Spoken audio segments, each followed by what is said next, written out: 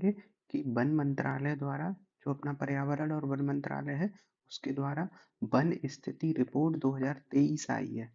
अब इस रिपोर्ट के बारे में जानने से पहले हम जानेंगे कि ये रिपोर्ट की कौन सी श्रृंखला थी।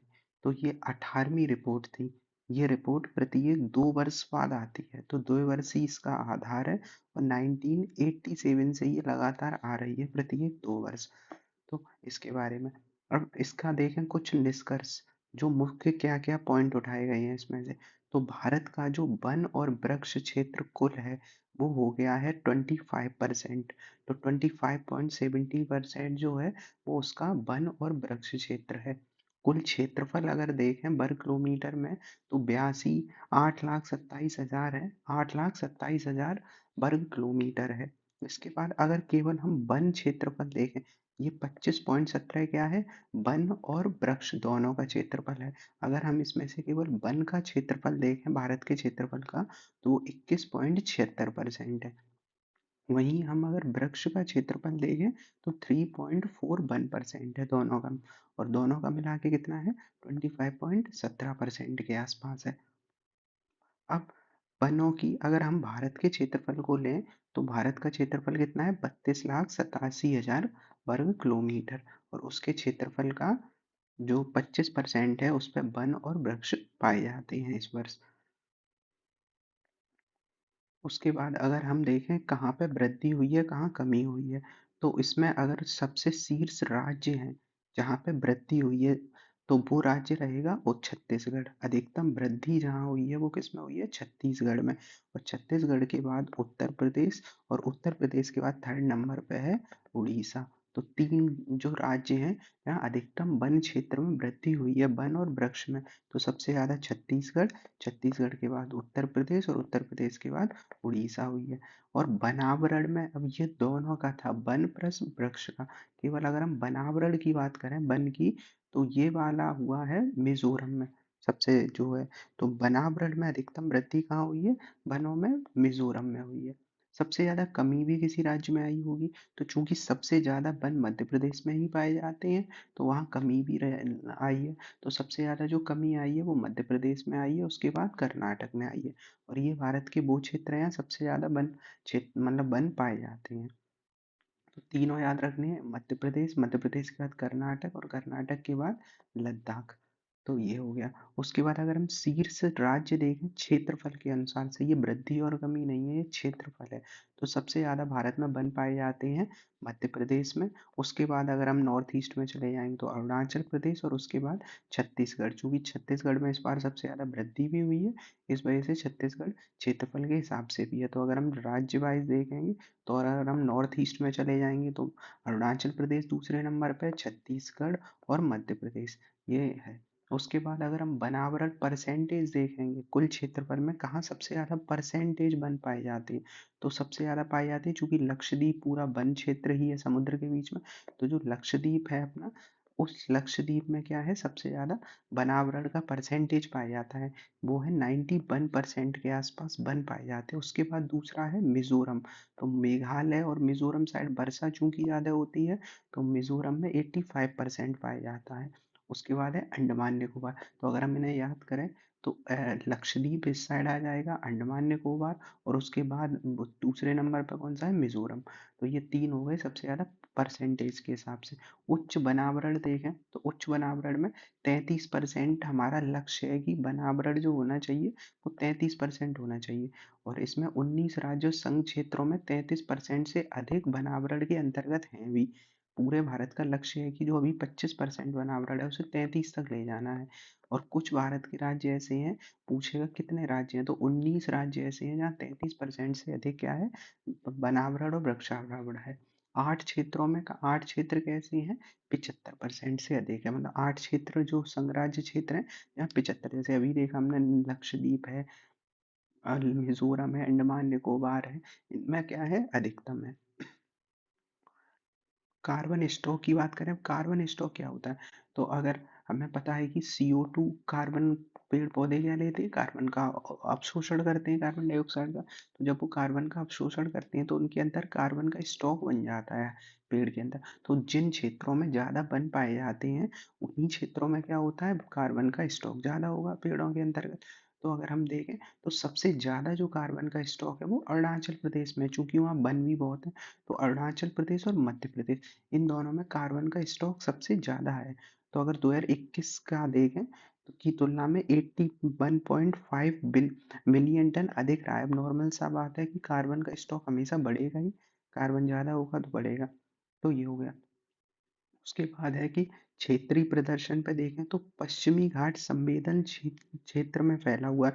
जो संवेदनशील क्षेत्र है वो पश्चिमी घाट है। यहाँ पे जो वन क्षेत्र है वो 73% के आसपास है।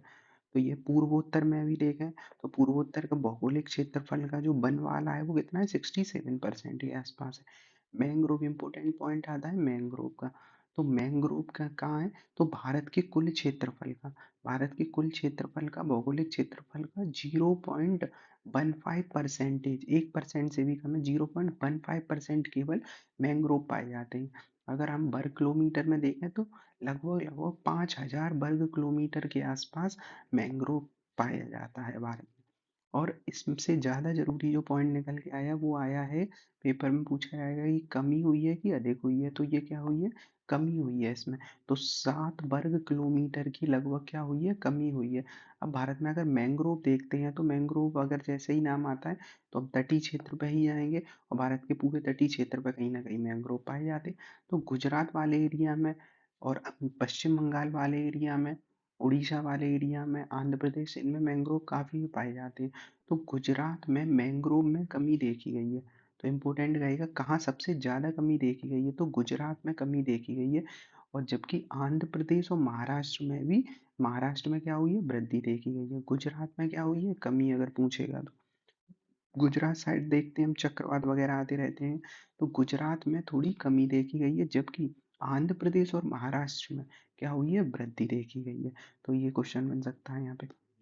उसके बाद वनाग्नि की घटनाएं आजकल देखने को मिलती हैं। तो वैसे तो विश्व भर में, पर भारत में जो सबसे ज़्यादा वनाग्नि देखी गई है वो उत्तराखंड, उड़ीसा और छत्तीसगढ़ में देखी गई है। तो उत्तराखंड वाले एरिया, उत्तराखंड के बाद कहाँ पे, उड़ीसा, और उड़ीसा के पास है छत्तीसगढ़, दोनों राज्य। तो उत्तराखंड उत्तर में है। तो उत्तराखंड में हम देखते हैं प्राकृतिक आपदाएं अधिकतम रहती हैं। तो उत्तराखंड के बाद उड़ीसा और छत्तीसगढ़ में सबसे ज़्यादा क्या हो गई है, वनाग्नि देखने को मिली है। अब ये वन रिपोर्ट आने से क्या लाभ होते हैं और क्या प्रतिबद्धताएं देखी जाती हैं। तो पेरिस जो समझौता हुआ था 2015 में, उसी के तहत कहा गया था कि CO2 को हमें क्या करना है, कमी लानी है। उसके साथ है वन चैलेंज है, तो अगर वन बढ़ेंगे तो ये लक्ष्य प्राप्त हो जाएंगे। तो हमारा जो 2.5 से 3 बिलियन टन CO2 है वो सिंक करने का संकल्प रखा है, हम अवशोषित कर लेंगे। उसके बाद अब जो बॉन चैलेंज है, तो बॉन क्या है, 2030 तक हमें जो बंजर भूमि है उसे पुनर्स्थापित करने का संकल्प था वॉन में। तो वॉन में क्या था कि हम बंजर भूमि को करेंगे, जो हमने पढ़ा है UNCCD, कॉम्बैट डेजर्टिफिकेशन, उससे संबंधित है कौन सा चैलेंज। तो वॉन में बंजर भूमि को पुनर्स्थापित करेंगे, तो अगर वन बढ़ेगा तो हम वॉन को भी प्राप्त कर लेंगे। आजीविका समर्थन देखें तो वन भारत में विश्व वैश्विक मानव आबादी का लगभग 17% है, और पशुधन के 18% आजीविका का समर्थन करता है। तो हमारे यहाँ मानव आबादी लगभग 17.5% के आसपास है, और पशुधन कितना है, 18% के आसपास है, जो इस रिपोर्ट में बताया गया है। उसके बाद है वैश्विक स्थिति देखें तो भारत, भारत वन क्षेत्र में, भारत जो है वो वन क्षेत्र में विश्व के 10 देशों में शामिल है। अगर यही पूछा जाए टॉप देश कौन सा है जहाँ वन है, तो वो कौन सा आता है, रशिया। और रशिया के बाद कहाँ आ जाता है, रशिया, रशिया के बाद ब्राज़ील है, कनाडा है, अमेरिका है, ये राज्य आते हैं। तो सबसे ज़्यादा रशिया में। पर हम जो भारत है वो किस में आता है, टॉप 10 में आता है भारत, जो जहाँ पे सबसे ज़्यादा वन पाए जाते हैं।